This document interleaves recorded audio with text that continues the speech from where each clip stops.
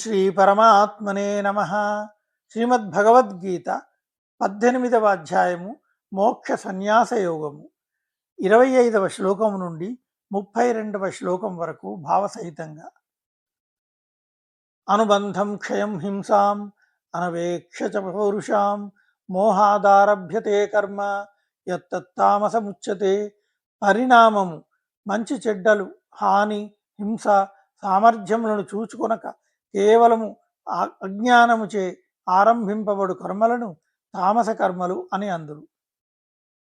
ముక్త సంగోనహంవాది ధృత్యుత్సాహ సమన్విత సిద్ధ్య సిద్ధ్యోర్నిర్వికార కర్త సాత్విక ఉచ్యతే. ఆసక్తిని త్యజించినవాడు, అహంకార రహితముగా భాషించువాడు, ధైర్యోత్సాహములు గలవాడును, సిద్ధి అసిద్ధుల ఎడ హర్ష శోకాది వికారములకు లోను కానివాడును అగు పురుషుడు సాత్విక కర్త ఎనబడును. రాగీ కర్మఫల ప్రేప్సు లుబ్ధో హింసాత్మకో శుచి హర్షశోకాన్విత కర్త రాజస పరికీర్తిత. ఆసక్తియుతుడు, కర్మఫలములకై ఆరాటపడువాడు, లోభి, ఇతరులను కష్టపెట్టు స్వభావం గలవాడు, అపవిత్ర ప్రవర్తన గలవాడు, హర్షశోకములకు లోనగువాడు రాజసకర్తగా భావింపబడును. అయుక్త ప్రాకృత స్తబ్ధ షఠో నైష్కృతికోలస విషాదీ దీర్ఘసూత్రీ చ కర్త తామస ఉచ్యతే. జితేంద్రియుడు కానివాడు, సుశిక్షితుడు కానివాడు, మూర్ఖుడు, మొండివాడు, ధూర్తుడు, అకారణముగా ఇతరుల వృత్తులకు విఘాతము కలిగించువాడు, సదా చింతాగ్రస్తుడు, సోమరి, కార్యాచరణమునందు ఉపేక్షతో కాలము గడుపుచుండువాడు అను దీర్ఘసూత్రి లక్షణములను గలవాణిని తామసకర్త అని అందురు.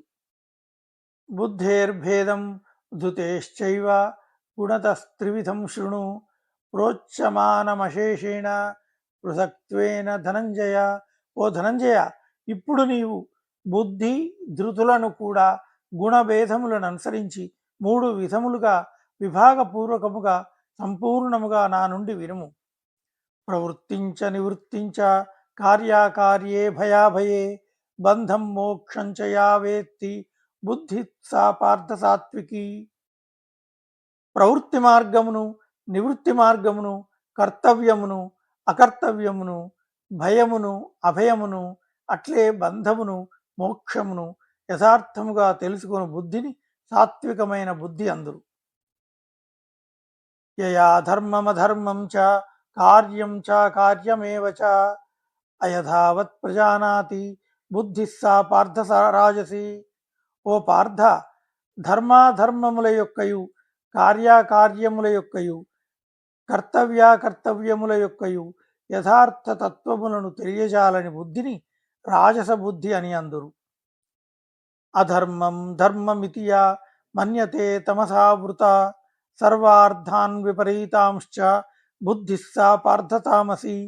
ఓ అర్జున, తమోగుణావృతమైనందున అధర్మమును ధర్మముగను, అట్లే ఇతర పదార్థములను విషయములను తద్విపరీతముగను భావించు బుద్ధిని తామస బుద్ధి అని అందురు. ఓం తత్సత్. సర్వే జనాః సుఖినో భవంతు. రేపటి వీడియోలో మరికొన్ని శ్లోకాలు చదువుదాం.